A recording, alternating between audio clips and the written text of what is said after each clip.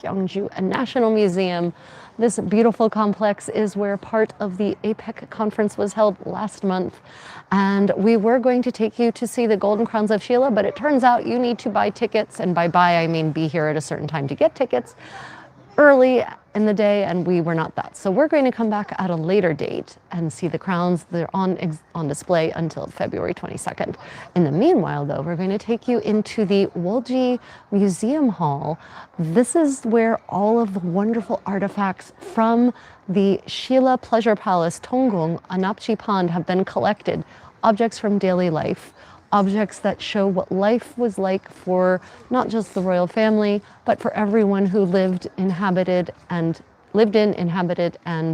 worked in the palace. So let's go in and step back into medieval Korean life. As always, if you have any questions as we go through the museum, do pop them in the live chat. If you're watching this as a recording, then, pop them in the comments and I will answer them to the best of my knowledge. So the Sheila dynasty started in the 1st century BC and basically ruled some part of Korea or most of Korea until the 10th century. They lost the throne and they lost power. Oh, this is completely different. Oh my, yeah, they have very much reworked it. Okay, the palace from which these pieces were excavated was the pleasure palace of the dynasty. It was where they went to repose, to recharge, to recreate, also to entertain guests and to host feasts, grand banquets, and to engage in ridiculous. These with a variety of inscriptions, and on this map you can see where these roof tiles were actually excavated. Yeah, this has all been redone since the last time we were here. Hi, Susan. Welcome back, Susan. Thank you for joining us. Now, these tiles have inscriptions on them.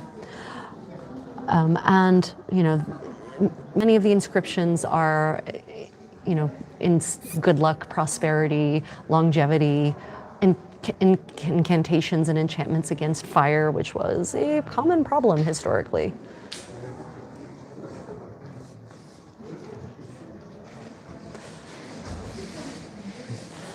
Okay. So the Sheila dynasty consolidated power gradually over the centuries and eventually took over 2/3 of what is now the Korean peninsula.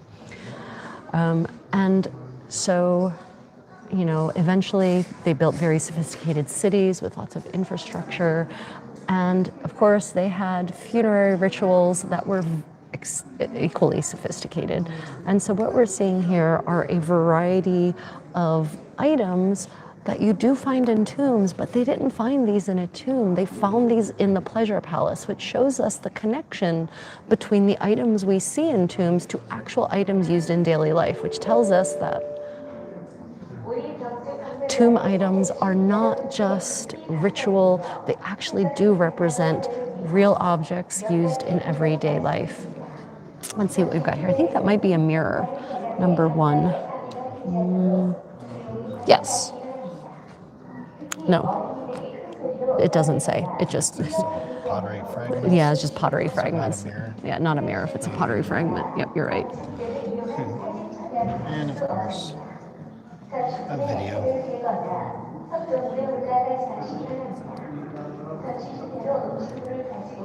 Talking about how there's so much water here. Yeah, so this whole area is very waterlogged. It is very naturally marshy, and part of the process of building a city here was to channel all of that water to drain the land, resuscitate it, is not remediate it so that it could be built on. But that also means that, they assume that there were many rituals relating to water that were held around here. I'm not certain if that's predicated on assumptions or actual historical documents. There are a surprising number of historical documents from this era, though. I'm showing the actual construction of Wolji Pond in this video.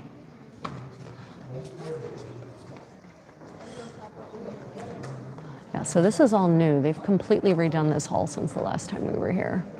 I'm kind of wondering if they've actually removed some of the artifacts in favor of these digital displays, and that would be a little upsetting. So we move on to artifacts? Yeah, let's go on.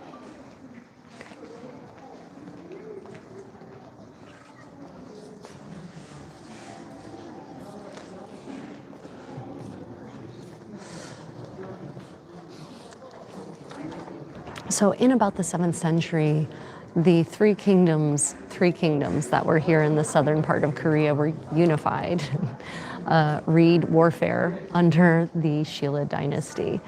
And so King Munmu apparently actively utilized actively utilized Buddhism as a way to bring the people together, to provide a unifying set of practices. And so there are Buddhist relics or remnants from this era. And I know some people want Buddhist statues as some kind of evidence of historical fashion practices here in Shilla, but it's just, these are very stylized and definitely reflect Indian styles of clothing more than Korean styles of clothing. But you can, even in the dilapidated state of these objects that were in the earth for 1,300 or more years, you can still see the sophisticated artistry that goes into making these items.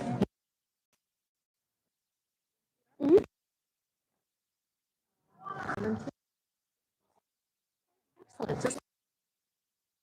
You're where from? Oh, I'm from the United States, but we live in Daegu. Okay. Yeah. You look so. I have a large home. One of my. You're living in. This is so pretty. Okay. Yeah, I'm very interested in history, and my channel's focused on history, and many people can't come to Korea, but they're very interested in the amazing things that Korea has to offer, so I really like to share that with them. Yeah. I'm also tour guide here. Oh, yeah. Yeah. So I was just wondering. Yeah, that's why, yeah. And I know this is technically late Joseon. I don't yet have Shilla era clothing, but I'm actually working on a historical research project here on historical hanbok. Oh, okay. So I'm going to be recreating from like Shilla through Korea up through early Joseon and mid Joseon. So that's the goal. Looks so nice. Oh, thank you. Appreciate it. Yeah, so that's welcome to my world. Like I said, so I just like to address the topic of the white savior and needing to spring to the defense of other cultures and cultural appropriation.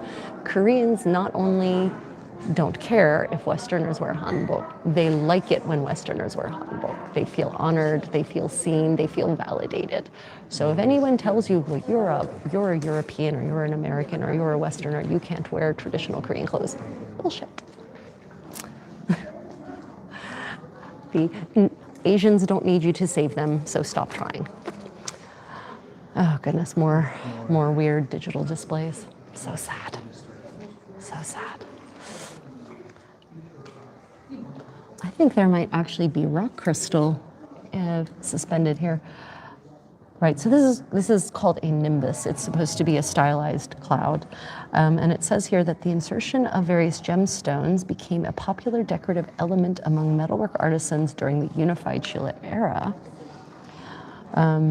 So yeah, the crystals were, of course, just as in Asia, or just as in Europe, here in Asia, crystals had a mystical, symbolic quality because they're this magic clear stone that across cultures there seems to be this idea that it's a way to connect to the heavens, to communicate with the heavens. So even though it's maybe some people might say a boring colored stone, has across Eurasia there's a mystical quality to it.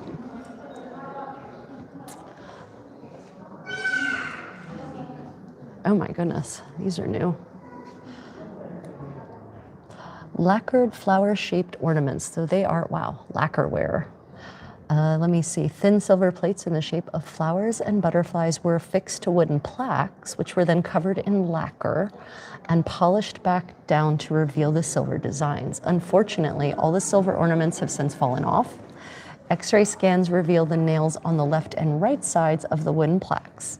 Some scholars consider the flower-shaped ornament to be a miniature shrine. So again, they don't know, but that lacquerware has survived this long. That is an amazing piece.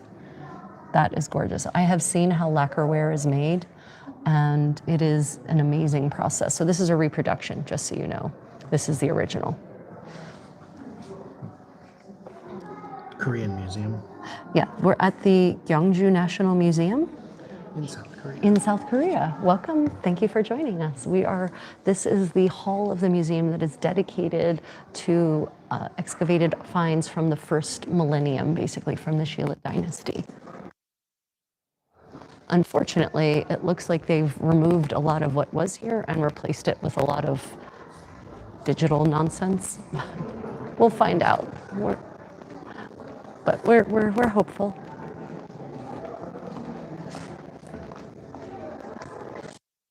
Underwater planter. Oh my. Oh, that is interesting. That's new. That's very new.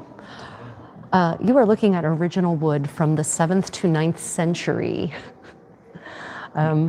Yeah, so this was an underwater planter that they excavated at the pleasure palace called Tonggung, the Eastern Palace, Wolji or Anapji Pond as it's sometimes called.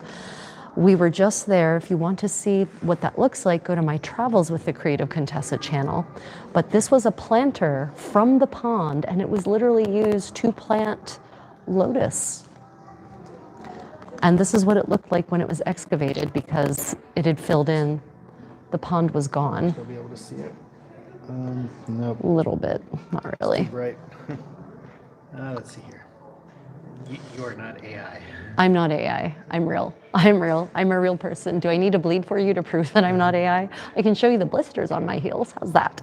No, but somebody said AI will take over museums too. Such a shame. Yeah, I know it is tragic. I hate AI so much. But this wood, I'm always fascinated when we actually find what I call soft materials, i.e. not metal, not stone, not pottery. Wood doesn't often survive, but the mud was apparently anaerobic enough and not terribly acidic that this has survived and it isn't petrified. And it's the only one. And it's the only one, right? Now, if we look at it again, one of the reasons wood particularly fascinates me from archaeology is that oils from your hands will seep into the wood and never come out again. And so the archaeologists who got to touch this wood as they were excavating it could have been basically touching the hand of someone from 1300 years ago in a sort of way. You got a good comment? What's the comment? And the reason why we do this. It would be nice if everybody around the world in every country, no matter how poor they are, could view the inside of every museum. Yeah, that's one of, so yeah, People see the inside of every museum. exactly. That's one of the reasons we like to live stream from these museums is so that we can share this experience with people who otherwise maybe couldn't be here, right? That's very important to me. Okay, this jar, I know that in the modern world, we're all very jaded about everything, basically. Anything that's accomplished, is made by machine. But I want you to appreciate this vase because it's handmade and it's pottery and it's immense. And the challenge to pottery of this size is to make it so that it doesn't collapse under its own weight during the production process. I was talking to a historical pottery friend of mine here in Korea, and she was telling me that to just get one of these giant jars, you're probably going to have 10 seconds, 10 fails to get one of these to succeed on a good day. So, yeah, that's a good question. Let me see. The neck of the jar features an inscription, Sipsok Ibong, meaning jar that can hold 10 som, which I think is a measurement. The jar is believed to have been made in the 8th century. At that time, 10 som was equivalent to a whole bunch of things. Okay, so. No, this one's definitely been reassembled. Oh yes, this has been reassembled. I mean, and it's missing pieces. They had to fill it in. See if you can see that. Basically, this jar could have held approximately 700 liters. And it's interesting that it's actually marked. The measurement is marked on it, just like our Tupperware will hold so many quarts or liters or whatever. This says it would hold 10 som, which is about 700 liters. Good to know. Let me see. Oh no, the jar could have held, based on these measurements. Oh, so apparently the psalm as a measurement throughout Korean history has changed, kind of like all of our measurements in the West have also changed over time. So Sheila psalm, 700 liters. Modern 10 psalm would be 1,800 liters. So this is 700. They don't know. Apparently they haven't either tested to find out what was in this particular jar. So yeah, unfortunately we don't know. But it's suspected that this may have been a tax jar. So this may have been a way to collect some good that was a form of tax. So grain, perhaps, that was paid in taxes. You know, every farmer would come with their taxes and grain and, for instance, put it in this jar.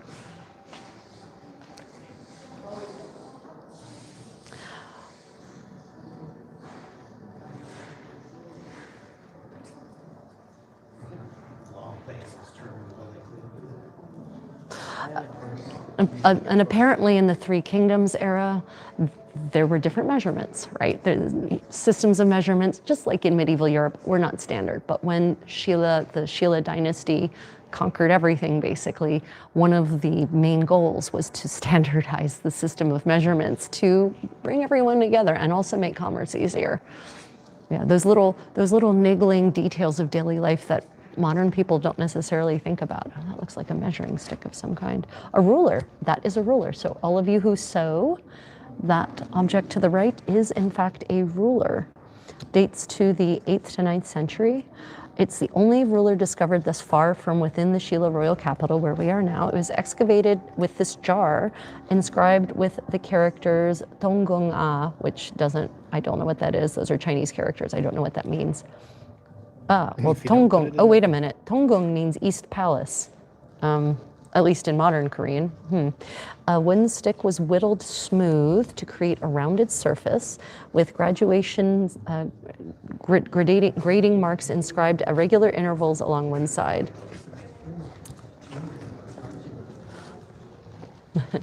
Right, so yeah, the distance between the longer graduations is consistent, ranging between 2.4 to 3.2 centimeters apart. So it was a measuring stick. Again, the jar itself, they don't know what was in the jar, but once again, it is marked with the amount of liquid it would hold, the amount of volumetric substance it would hold.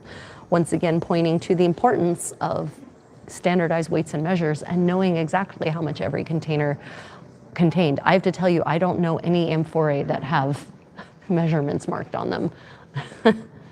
So that's very interesting. They're all made to a standard size. Yeah, but there are still different sizes, you know? Ooh, more wood. Okay. Can we move on? Yes. Right. Stick for planting seeds.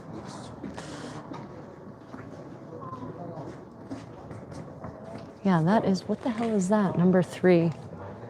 Wooden water stoppers. Oh, interesting. Look how they found it. So that piece of wood is literally a giant water stopper that I'm going to assume was as part of because of the size of it, was part of the drainage system at Wolji Pond. Looks like it. Yeah. Wow, that wood survived is really quite remarkable.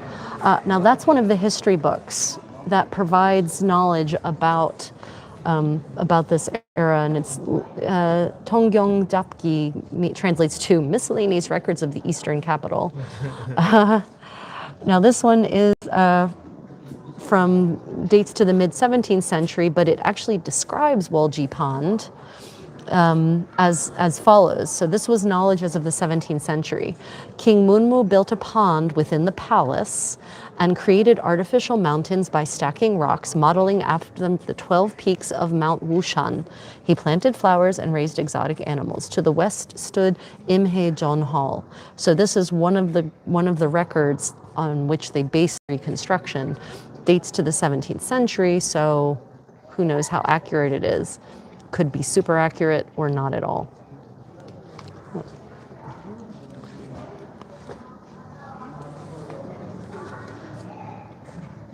Okay. So all of these bricks that you see here, so these were originally laid on the ground. So if you imagine that this is how the courtyard of the Eastern Palace was paved with these beautiful, elegantly carved bricks, which were molded, right? They weren't hand carved. I mean, the molds were hand carved, but then each of these bricks was produced from a mold. So we're not talking, you know, endless amounts of handwork. You have one mold or a bunch of molds and you make a bunch of bricks, but still, it would have been really beautiful. And there's an added benefit to having bricks with patterns like this in an outdoor area where it rains. What do you think? What do you think such raised patterns might help with? Yeah.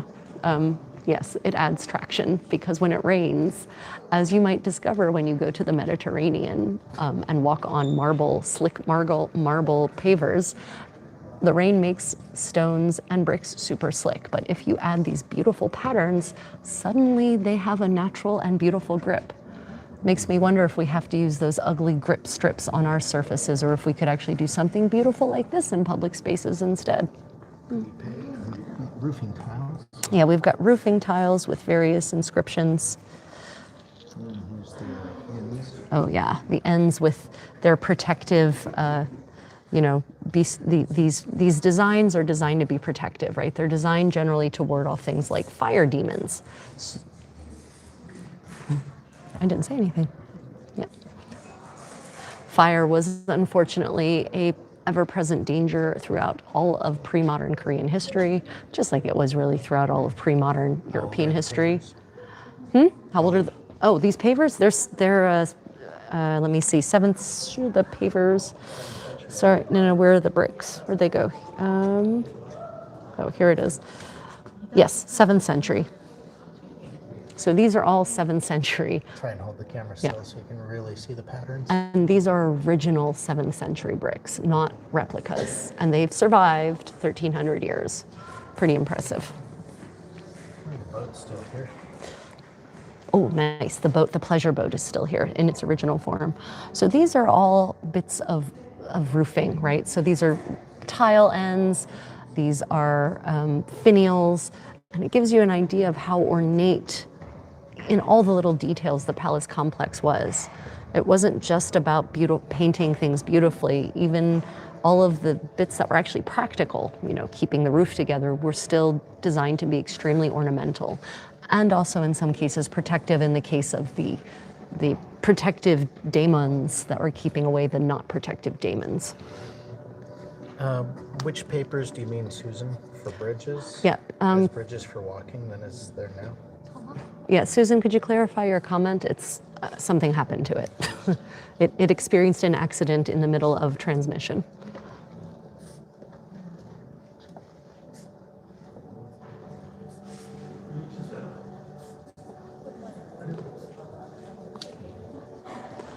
Right. Oh, pavers probably. Oh, what was the question about the pavers? Use it on the bridges? Oh, yeah, very, very similar. Yes, quite possibly. Although I don't know if they excavated any of these paving stones on Gyeongju. Cranes. Walsongyo. Faded out. Should have realized we were talking about pavers. Let me see. Wait, there's a brick with a handprint. Where's 26? Where are we? We've got enough new viewers. Ah, right. Welcome everyone to Gyeongju National Museum. We are in the Wolji Pond Hall where they have displayed a collection of the artifacts excavated at Tonggung at the Eastern Palace here in Gyeongju that dates back to the Shilla dynasty. And in fact, because it was a pleasure palace, if we turn around, we can see at this level the extant wooden pleasure boat that they found in the anaerobic mud of the palace. And this is an indication of just, you know, the pond was not meant for anything serious. A flat-bottomed boat, a place where people could relax as they floated placidly across the waters, drinking tea, eating nibblies, reciting poetry, engaging in all sorts of courtly frolicking and perhaps revelry during those few times when the royalty would actually take a break, because in truth, in most places in the pre-modern era, royalty worked their asses off. It was not a job for lazy people. Oh yes, more wood.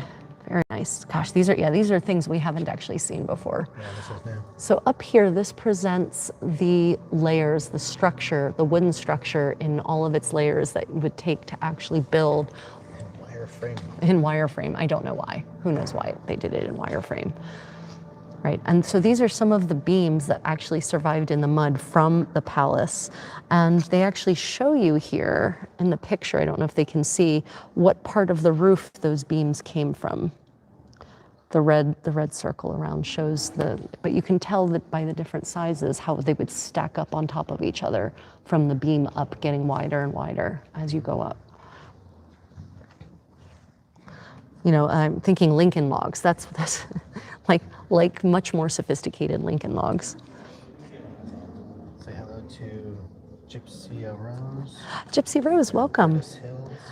Okay, so this is very interesting. These pots are fascinating. For my artists and artisans and people interested in crafts, number 5, all of these pots are paint pots. And you can see that there's actually extant paint in some of them still, the different colors. Like that is 7th to 9th century paint that has survived on the inside of those pots. So let me see, we've got orange pigment, we've got traces of red ochre. The red color from the ochre comes from its iron content, so it's oxidation basically. Some of the vessels show sign of fire damage, presumably from boiling the pigments in the vessels as part of their cooking process. So you can actually see the soot on the outside of this one, for instance, this big pot here. So these probably would have been the pots from which the artists would have actually worked. They would have had those next to them with their brushes, these 4 ones here, and then this would actually be part of the pigment preparation, the paint preparation process. Yeah, we've never seen these before. This is new for us. This is exciting. This is exciting to me, like really exciting, because an artist actually held these bowls in their hand and used them to create beauty. And from that, we can get an idea of the kind of colors that were used to paint the palace. Where are we that we're live streaming from a museum at this hour? We're in Korea. Welcome to South Korea, everyone. We're in Gyeongju. And it's only almost 3 o'clock. 3 p.m. here, so you're good at this hour. That's pretty fun. Yeah. So these are all wooden pieces. Yeah, so this is really interesting. This is from the railing around the outside of the pavilions, and you can see an example of this railing design from a contemporary sculpture, a bit of metalwork that has survived from this era. I think that's at Daegu National Museum, this one. Yeah, I think it is. I think that's at Daegu National Museum. But this is, you can actually see is that mortar and Tennyson? You have Tenson. Mortar and Tenson style joints here, the holes that are carved out, and then the tongue and groove. That slots in there. But, you know, again, this has survived 13+ years. And so you can imagine how ornate the railing around these palaces was. And the reconstructions are heavily based on these finds, right? When they reconstructed the three buildings that they did at Tonggung, it was based on these actual pieces that they got out of the mud. Oh, I don't know if they can see that. That shows the actual real life. Yeah. If you have a time machine, what time period would you go to? None.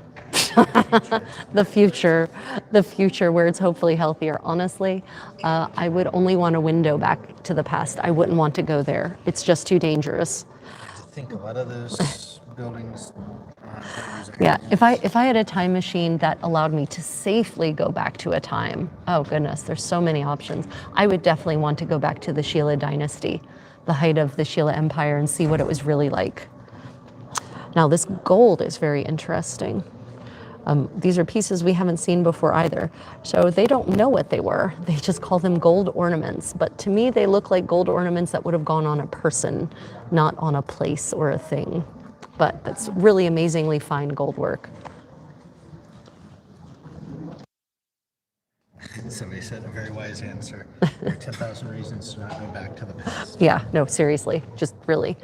Now, so we see all these finials, these little lotus blossoms, right?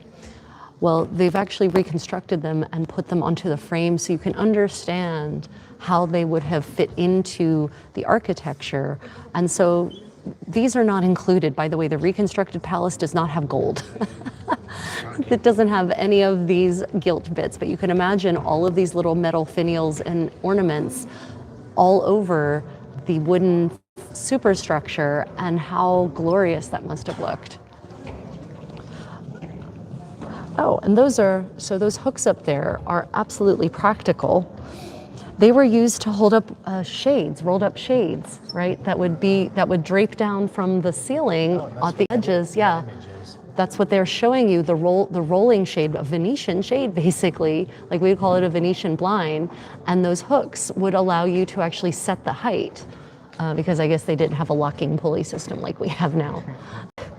But I think that's much more elegant than the locking pulley systems we have now for Venetian blinds that invariably break and get stuck and don't do what we want them to do. Sherrickson says, I should be sleeping, but this is awesome. Juice says, same.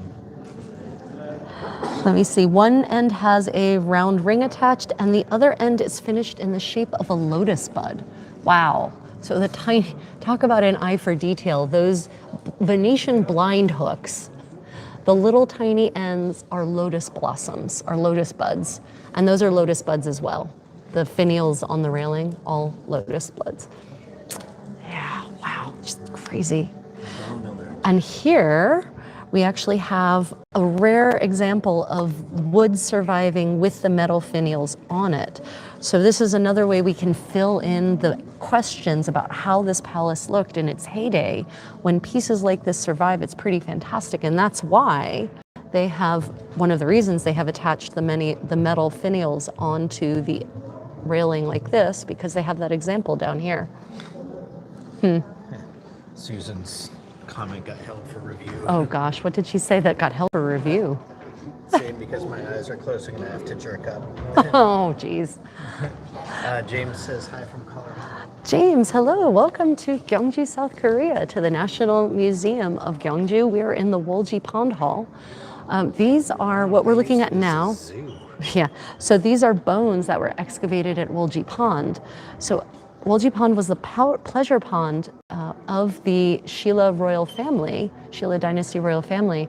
And as part of it, of course, they planted flowers and trees, but they also had rare birds and animals raised in the complex to kind of create that sense of nature brought close. And so bones of falcons, pheasants, swans, ducks, cows, horses, dogs, deer, roe deer, and bears have been found in the excavated layers in Wolji Pond in the palace complex.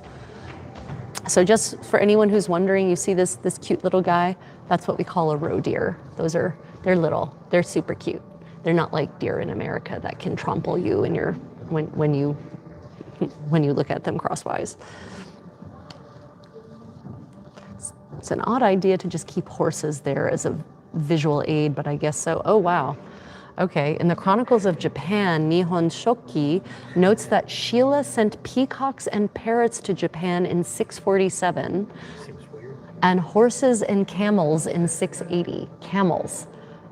Camels are not native to Korea, in case you're wondering, so that's interesting. That's a choice. So he says, thank you for sharing. I'm poor and will never be able to go there. Do this. Thank you so much for joining. So one of the reasons we live stream when we go to these museums is to share with people who maybe could never get here on their own. So thank you for watching. No Money says, I just woke up. It's 11 a.m. on a Sunday in India, but this is so interesting that I'm delaying starting my day. I encourage you to procrastinate starting your day, sir. Absolutely. Let's see. Yeah, you guys. You can't walk away. Oh, I can't walk away. Okay. Here in Alberta, it's 11 p.m. So you got Alberta, you got hello from Colorado. Greetings to Alberta, greetings to Colorado, greetings to India. Thank you for joining me, everyone. I really feel honored to have you with me. Incredible records, yeah. Yeah, the Japanese kept incredible records, the Koreans kept incredible records too. And thankfully, at one point they had their records in 4 different archives. 3 of the 4 burnt, but the 4th made it. And that's what you're all going to get. That's what you're all going to get. Atlanta, Bay Area, California. Nice. Oh, we don't want to go this way to the pleasure Do boat? you want to look at the boat? Well, yeah, because we've got the oars. We've never seen the oars. Right, so here is the pleasure boat from this angle that was found in the pond of this pleasure palace. Oh, right, got it. Okay, delete it. Yeah, great. That was found in the pond of this pleasure palace, and here are the oars. So this dates to the 7th to 9th century. That the oars have survived this long is really remarkable, but the style of oar also tells me that it was designed perhaps more to push the boat across than to actually paddle it.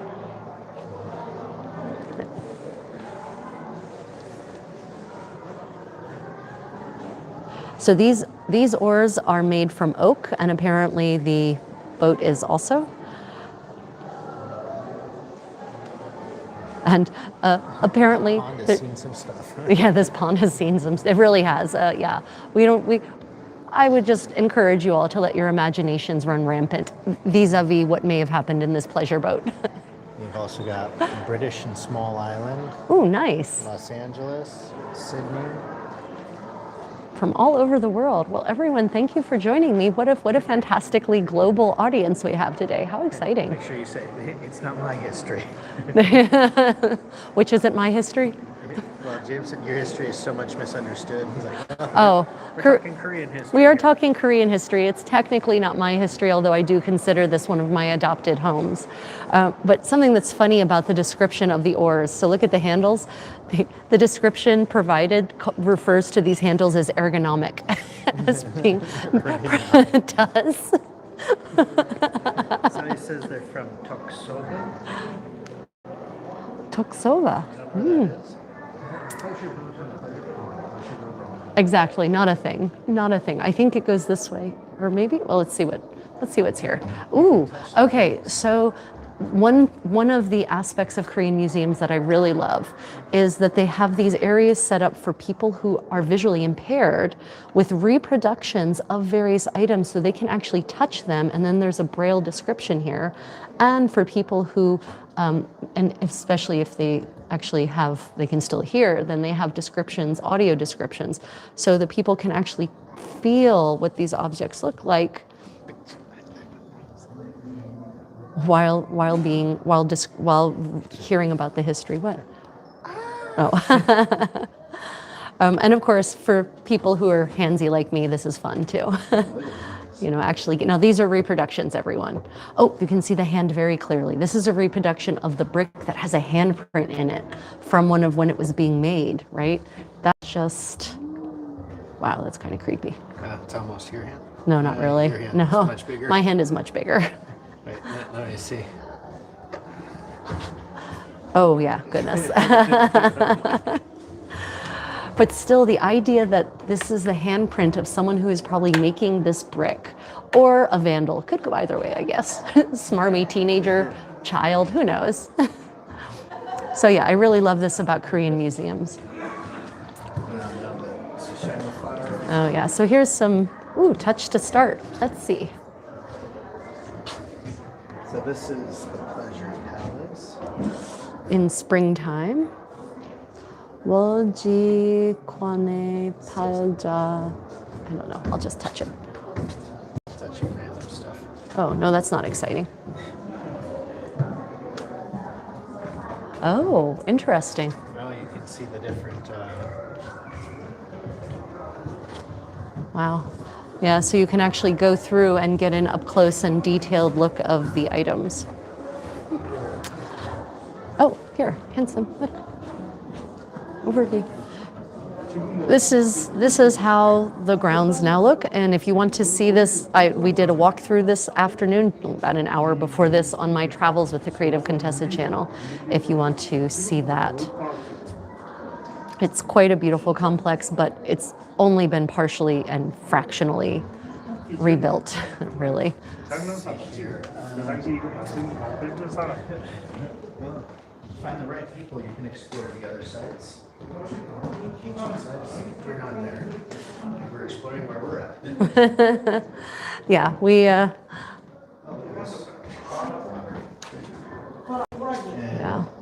These are the... D69 says, I love your hanbo, it's very pretty. Oh, thank you. This is my sort of 19th century style hanbok. Shuriken Zone says they need to go to sleep. More's the pity. Take care and thanks so much. Thank you for joining us. And of course, you can watch the recording if you want to see what else we get up to here at the museum. What happened to the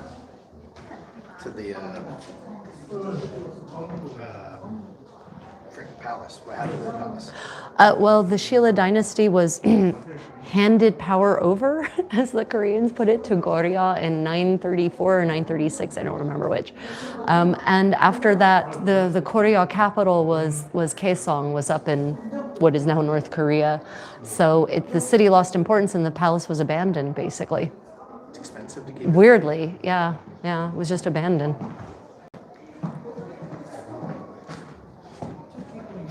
You know, one of the features of Korean history is that, unlike in European history, where conquest means that the new king just kind of literally takes over everything the old king had, in Korea the idea is you set up your capital in a new place and set up a new base of power with new aristocrats, so you're not dealing with potential issues from the old guard. So, No worries about cultural appropriation here.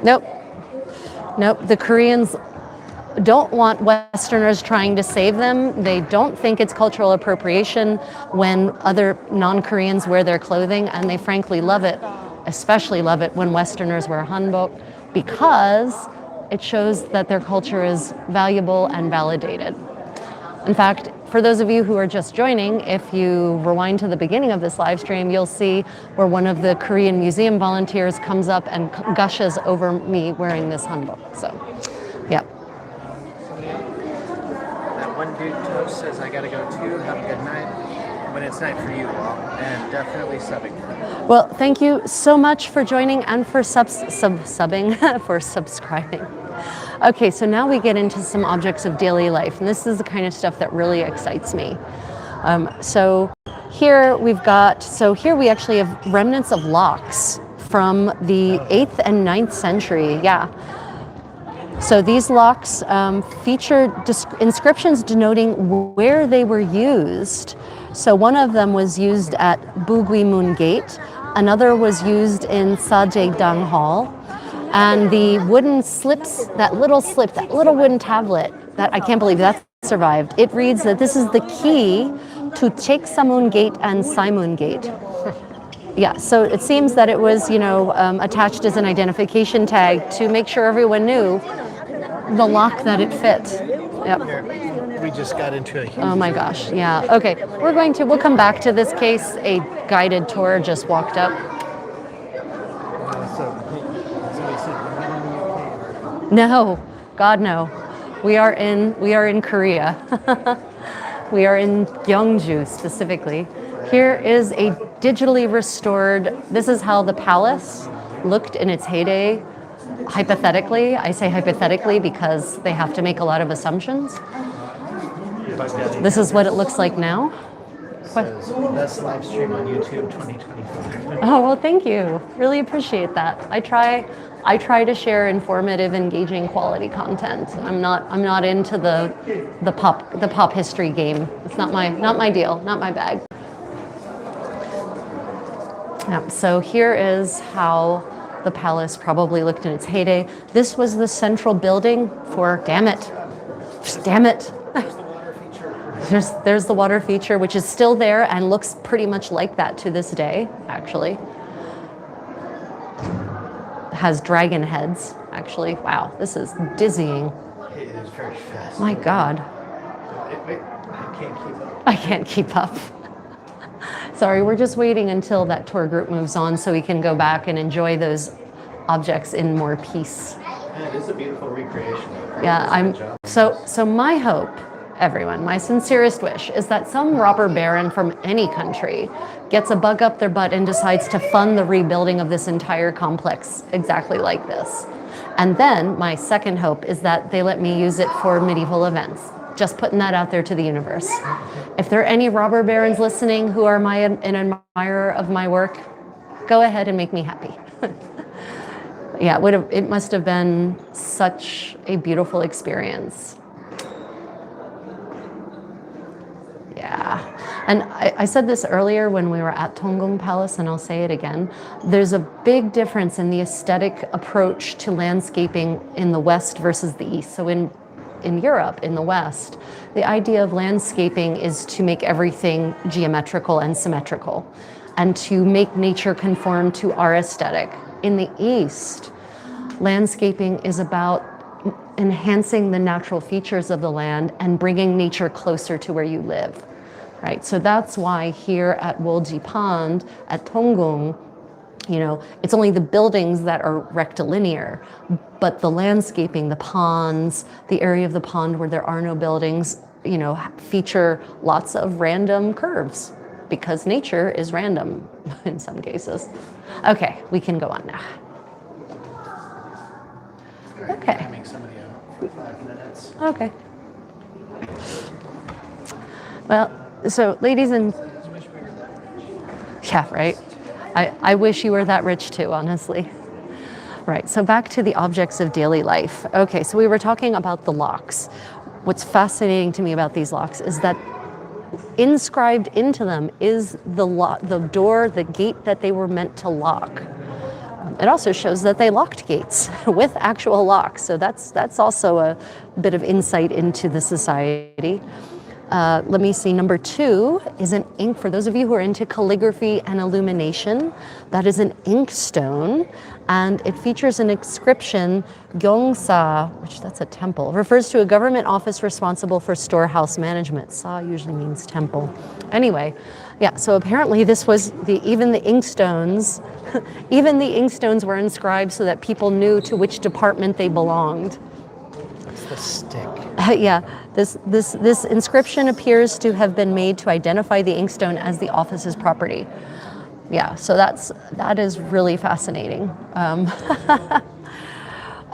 So a lot of these objects, if you want to put it on me, a lot of these objects have never been on display before, or they've never been on display with us, right, where we have seen them. So we're actually also learning a lot of new aspects of real workaday life in Chile society, which is way more interesting to me than all of the ritual stuff. There's lots of Buddhist artifacts have survived, and I get really bored of seeing yet another Buddha or another Bodhisattva. But these little mundane details are really fascinating. So here, the wooden slip. That is, let me see. So Setek was a government bureau responsible for closely attending the king and handling royal service duties. It was essentially a subsidiary office of the royal household. The wooden slip bearing this inscription records that on the 27th day of the 12th lunar month, a person named Sarim, who held the office of Contessa, delivered something to 2 government offices. This artifact provides insight into document administration within the royal palace.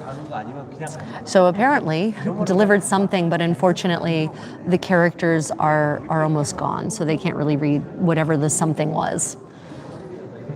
Yep, even with gold Buddhas, she's bored of them. Yeah, I'm tired of gold Buddhas. There's just too many of them. Just way too many.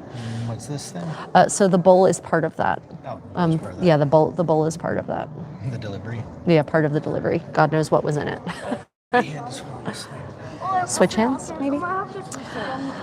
Okay, so these are more corner ornaments. So this once again underscores just how ornamental the palace was, but also the way in which it was ornamented, the way it was decorated, the way it was enhanced to be more aesthetic. And of course, the phoenix and the dragon are 2 royal symbols. The phoenix not only is the symbol of eternal life and resurrection, etc., and renewal, it was also a royal symbol, usually later associated with the queen. I'm not certain about in the Shilla dynasty, though. So, oh my God, you are so hot. Do you have a boyfriend? No, No. she does not have a I boyfriend. don't have a boyfriend. I just showed myself.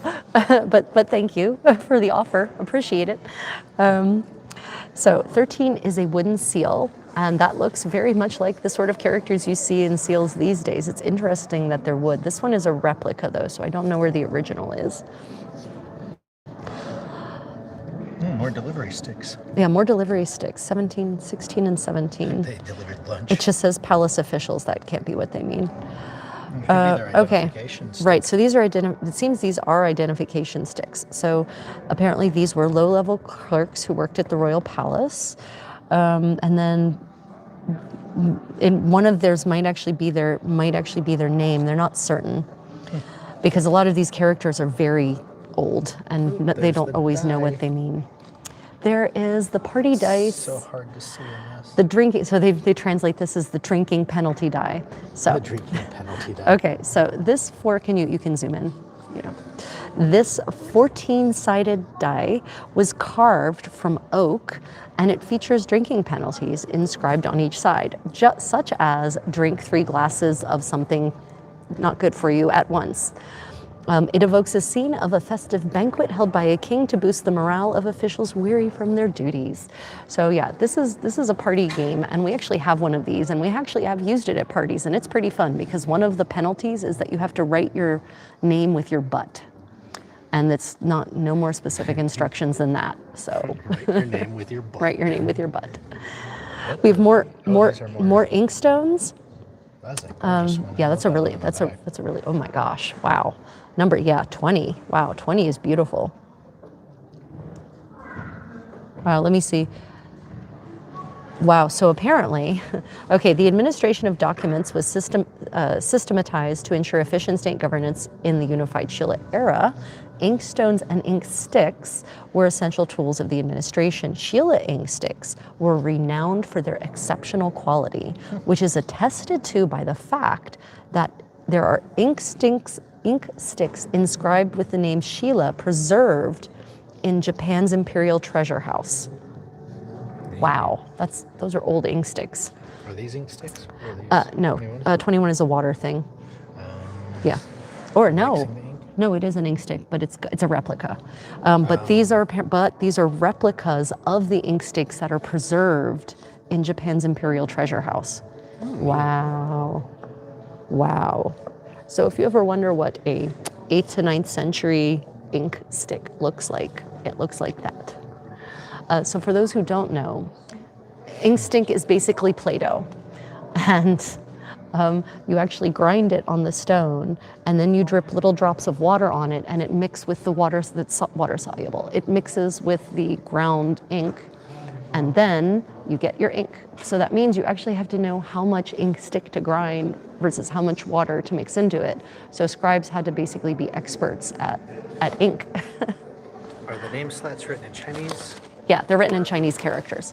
Yeah, so basically, Early Korean was Chinese. No.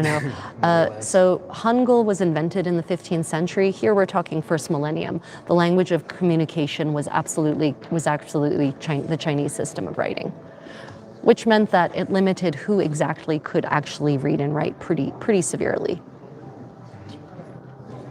Yeah. But man, that ink stone is absolutely gorgeous. It really is. Yeah. Was the question, what am I talking about? Welcome to Gyeongju, South Korea. We're at the National Museum in the Wolji, what do they call this? The Wolji Archaeology Hall. And Wolji Pond was a pleasure palace in the first millennium in the Shilla dynasty. And so these are artifacts from that palace that they have unearthed. These artifacts are 1,300 years old or older in many cases. So that's another lock that's in pretty good condition. Yeah. Right. 3 is that little wooden slip is another identifier, but they think it might be a key. Number 2 is apparently a wooden lid. Everything is inscribed. It's all inscribed. There's nothing that doesn't have a form of identification here. Now, Somebody sent you a corgi.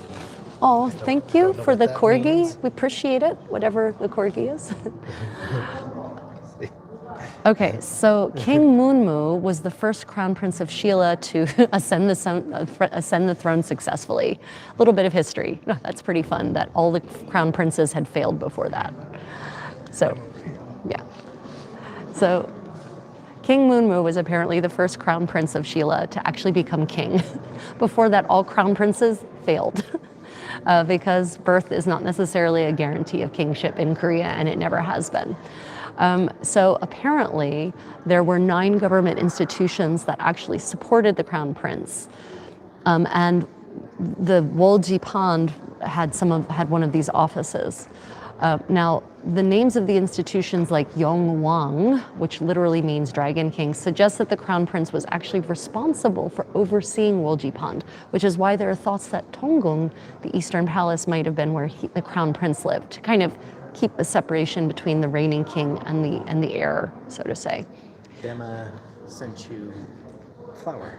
Flower, well, thank you, appreciate that. Evidently you have 515 gems, I think. I guess that's lovely. Means. We're still figuring out this new gem system, but appreciate everyone's support. Jimmy Zhu says, oh, I know about that Korean era from K-dramas. Yes, K-dramas. There are several. Queen Sondok is a famous K-drama that takes place during the Shilla dynasty. Yeah. So what we have here are objects, more objects that were excavated from Wolji Pond, and some of them may have ritual significance, or they might just reflect daily life. Archaeologists have this really bad habit of assuming that anything they find must be of ritual significance, rather than assuming that people have always just needed shit to get through the day, right? Are you a historian of any sort? You know so much. I don't know what you mean by am I a historian. Am I someone who loves and studies history? Yes. Do I have a degree in history? No. I have a degree in languages, actually, in translation. And Gypsy Rose is right. You do make historical outfits. I do. Yes, people do pay me to share my knowledge of history, so I guess that makes me a historian, and I'm definitely a fashion historian for certain. Now this is interesting. 11. Where is 11? Right there. Yeah. So that is an incense burner lid. Incense played a big part in Buddhist rituals, and here you can actually see the bottom of it. Right? So you can actually, you can see it from the bottom, because the smoke would actually rise up through it. It's hollow on the inside, so that lion is hollow on the inside. Go ahead and go back to that. And the smoke would actually come out of its eyes and nose and claws. So it would give it eyes and nose would come out of its eyes and nose. And so it would give it a really fierce appearance, right? It would really add to that, making the intangible of the spiritual nature of the universe tangible and terrifying. But over here, now this is particularly exciting for me. So what you see here are definitely objects of daily life. So we've got snips, for those of you who are maybe looking to make some replica first millennium Korean sewing implements. We have a whole bunch of snips. Now nearly all of this is lead, I believe. It does look like a food dog. Yeah. So we've got lead knives, scissors, and then those discs are mirrors.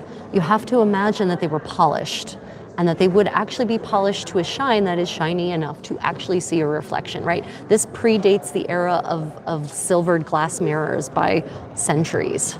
Oh, lead's not good though. Yeah, no, lead is definitely not good. Now, of course, some of these objects were certainly ritualistic and never meant to actually be used, the ones that are just flat with no joints. Then there's a theory that these were all just tossed into the water in rituals honoring the Dragon King. I'm not certain that that's true, though. And I would like to see the evidence of that rather than just the assumption that it's in a place where there was water. Yeah, not that close. Rather than the assumption that, oh, well, it's in the water, it must be there for ritual reasons. I wish we would get less lazy in archaeology. Yeah, again, they think these are all tributary objects offered to the Dragon King. Yeah, those are phalli. Some of them are anyway. That is definitely not dragon. Oh, I'm sorry. These are dragoning summoning tools, apparently. Oh, these things? Yeah, they claim that they were tossed into the water to summon the dragon. Wow, the lead purity was found to be 90% or higher. So yeah, that's serious lead. So what's the size number now? 15 are the tributary objects. Both upper and lower are, and that would explain the phallus, I'm certain.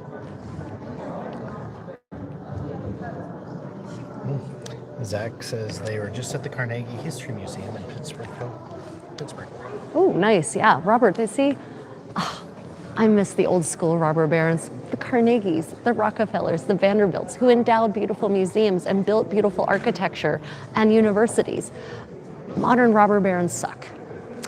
Okay, don't fall down here. So here we can see into the pleasure boat. Maybe we want to go closer. Here we can see into the pleasure boat that was found in the pond. And it is quite, it looks like it was made of carved out of one piece. Is it a dugout? Unfortunately, there are no details to say whether it's a dugout or not, but it kind of looks like it. Yeah, I don't know what they did with the plaque that was with the boat at one time. Either way, I can definitely imagine aristocrats and royalty reposing in this beautiful barge as it placidly floats around the pond in the palace, hoping for a few moments of relaxation before getting back to the chaos of court life. I bet you they sat on the deck of it. No seats. Cushions, probably. Yeah, there were probably cushions. Yeah. No doubt there were cushions. They were not sitting on bare wood. Not a shot. Seems like Koreans were dragon worshippers. I like your energy, guys. Keep up the good work. Well, thank you. Yeah, definitely in Eastern mythology in general, dragons are very important, right? They're a heavenly creature. They're tied heavily to the royal family. So yeah, definitely a big part of their society. Also the phoenix. So here's the problem. I'll take the robber baron over the moral busybody. The robber barons only gave up their wealth to do museums and shit because of moral busybodies. Yeah. That's true. So the original robber barons, I'm talking late 19th century, well, not the original ones. The original robber barons were medieval. The Gilded Age robber barons gave up their wealth for one reason. It's because they feared the fires of hell. So they thought the endowments, and also some of them literally had a horribly guilty conscience for the horrible things they'd done to get rich. Rockefeller and Carnegie, I'm thinking specifically, who admitted to it in the end of their life. Yeah. On to other things. Yes. On to other things. Ooh, yes. Serving ladles and eating spoons. So if any of you wonder what early medieval Korean dining ware looked like, here I can give you some examples, and you can see that spoons have definitely changed shape over the centuries. So yeah, these apparently, according to these are probably actually just used for eating and not ritual in any kind of way, which would be nice. Yeah, I know, right? How weird. It just says spoons. Hope they're not lead. I bet you they're brassware. So apparently these exact same spoons are in the Japan Imperial Treasure. And so it shows once again the connection between Sheila and Japan.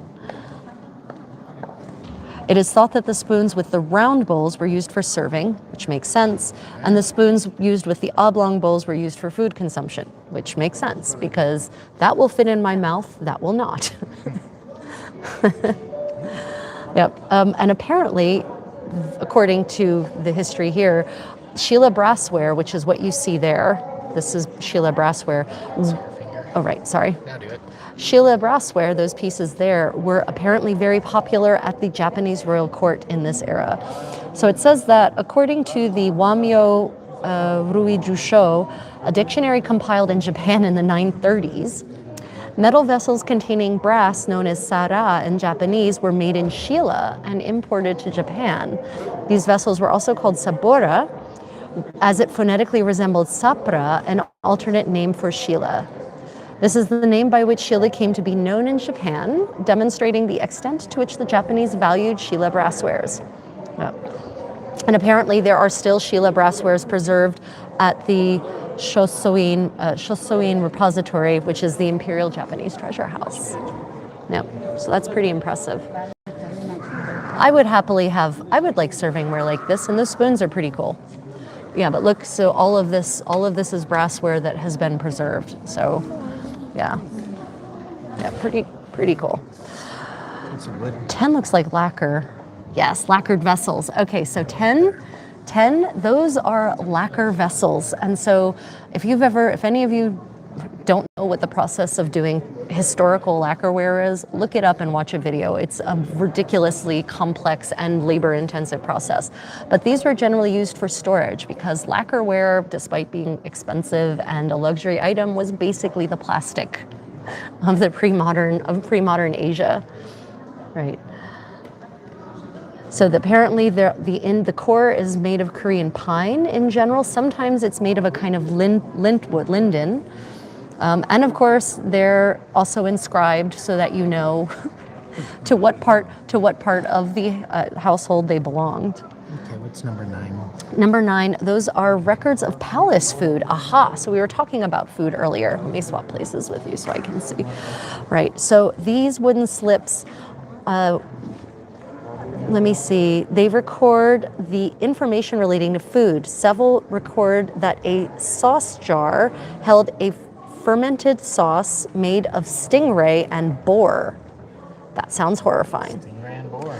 Fermented. None of that sounds good. Inscriptions like this show that wooden slips served as labels for recording which food was stored in which vessels. Another wooden slip records that a person was urgently sent to Gosong in Gangwon-do province to retrieve a vessel of these delicious fermented sauces. Kit just sent you a high five. Oh, thank you for that high five, Kit. Awesome. Apparently, one of the slips records that it contained wild boar bones. Oh, no, wait, not records. Where is it? Wild boar bones and clams, right there. So these were excavated from the pond, indicating now we are nowhere near the ocean, relatively speaking, right? Like the ocean is a good 40 kilometers away from here.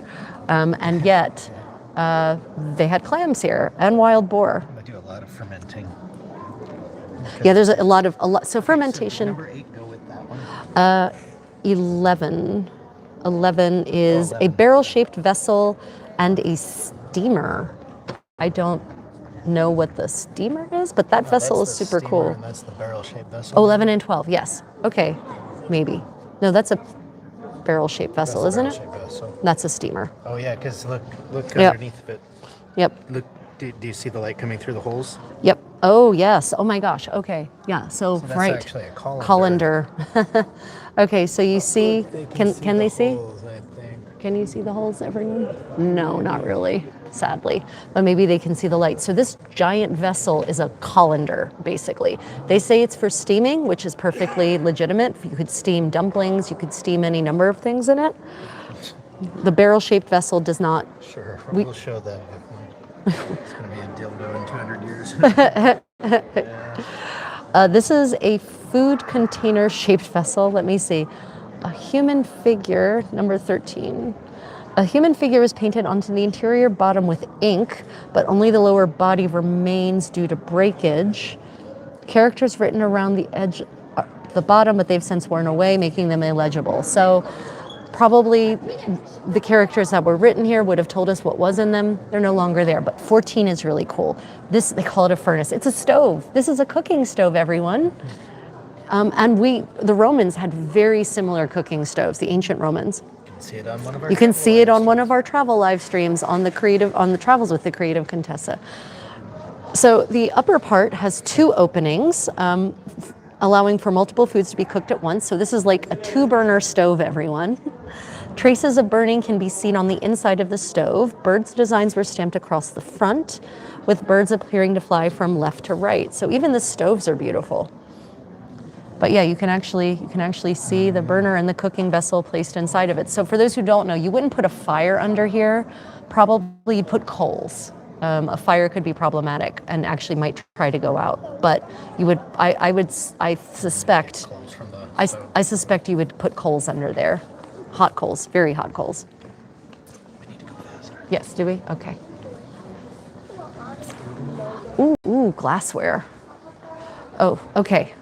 Okay, how much time do we have left? I mean, we can also use, we can also use mine because we have Wi-Fi in here, but ooh, okay, so objects from daily life that are really fascinating. Those are hairpins, 15. And those are normally, as far as I understand it, hairpins for men, for those top knots, right? Now, at least in the Joseon era, those kinds of hairpins are generally used for men, but you know, who knows, they don't come with labels on them. And 14 is a gravois. For those who know what that is from the medieval world, that's a hair parting tool. That is designed for separating the hair out and making all those ornate hairstyles that were very popular in this era. And then in 17, we actually have a comb and a hairpin, like a bignon, like this style of hairpin. Oh, my hair's falling out. That kind of hairpin, right? For putting through a bun, basically. These daily life objects are also fascinating.